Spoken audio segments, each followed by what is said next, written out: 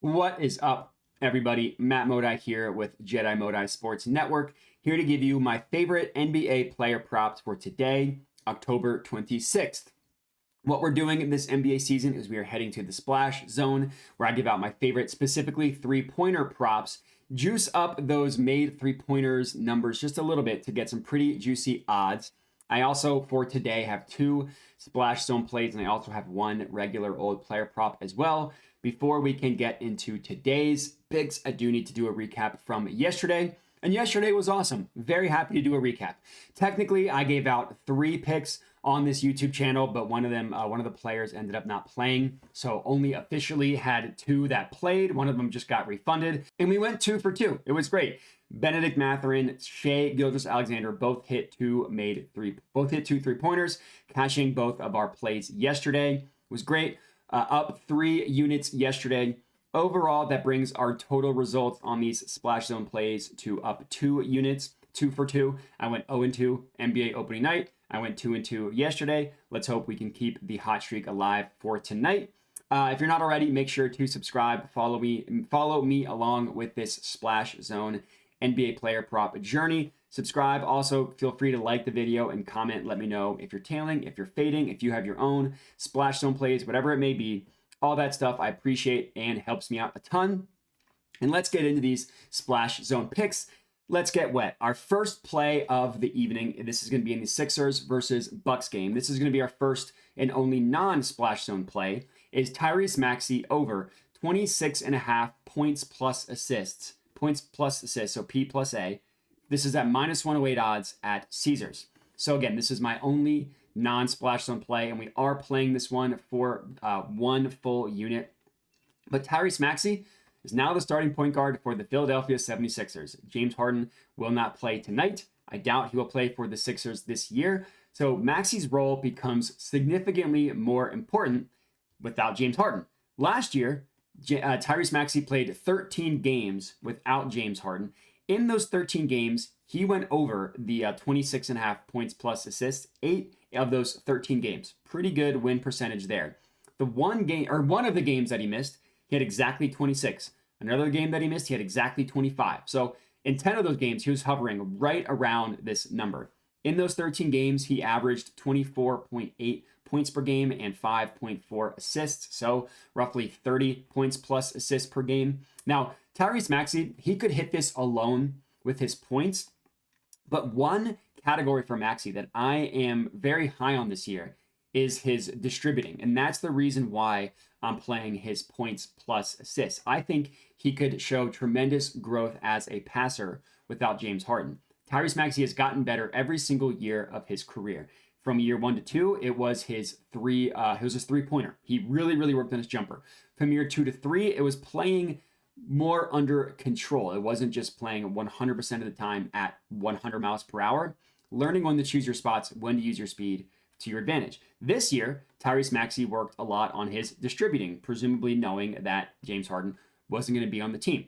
Now, I'm not going to sit here and tell you that Maxey is going to be as good as James Harden as a passer last year. James Harden literally led the league in assists, but I wouldn't be surprised if Maxey gets 7, 8, 9, close to 10 assists in this game. If you want to ladder something, I do like laddering his assist number individually. You can get 10 plus at plus 1100. You can get 8 plus at plus 370. I'm not going to track that. I'm not going to officially track that anywhere.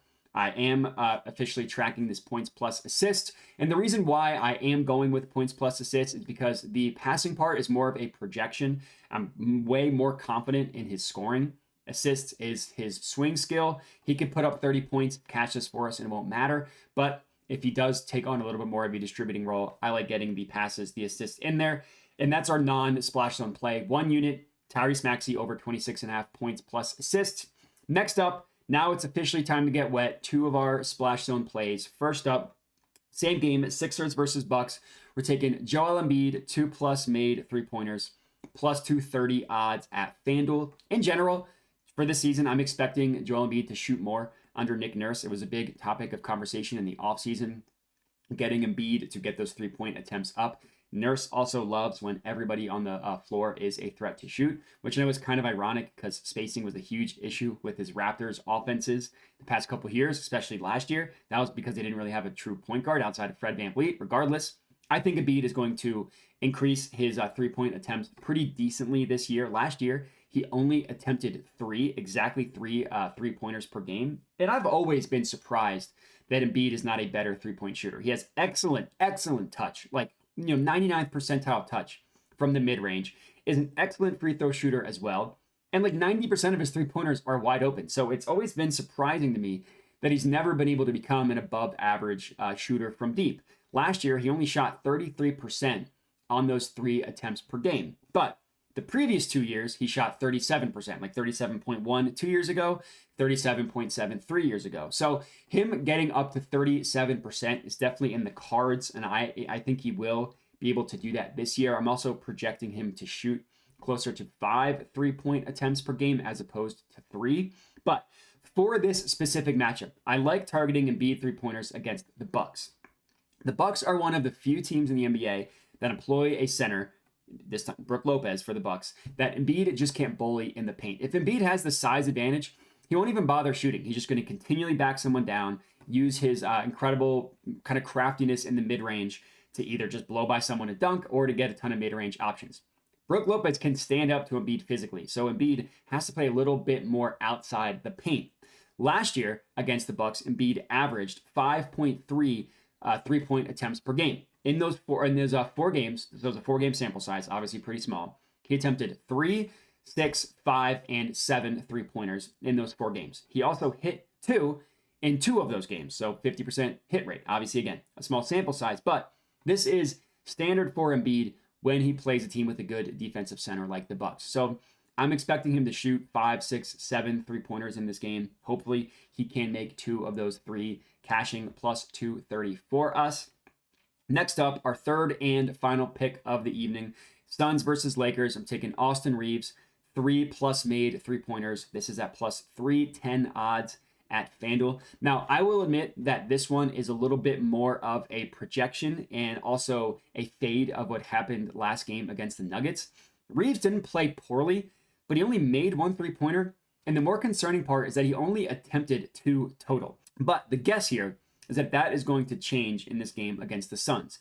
The Nuggets have a ton of wings they can throw at you. They're a well-coached defense. And I saw a ton of posts like this on Twitter just highlighting the impressive defensive spacing, the defensive movement on the Nuggets, how well they did switching and sticking with the players on offense. They didn't really give the Lakers a ton of options.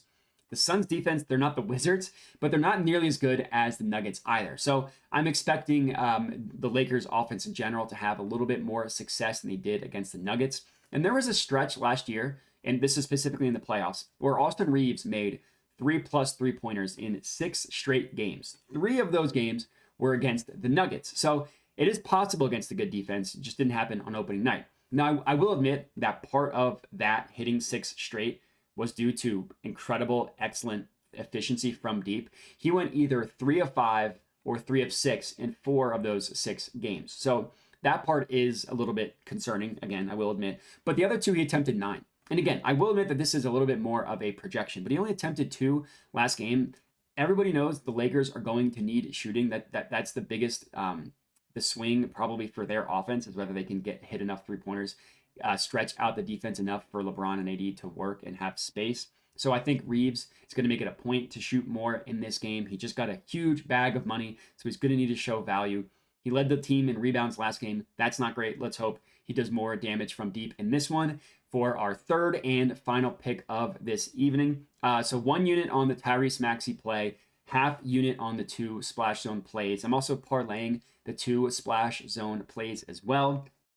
Small parlay, obviously, quarter, 10th of a unit, something like that. But that's all we got. So what we need is one of these plays to hit, and we will at least be profitable. Or if we get all 3 to hit, we will close to be rich. So let's hope for that. And that's all I got. So again, appreciate everybody for watching. Remember to like, comment, subscribe, all that good stuff. Catch you next time, and have a good one.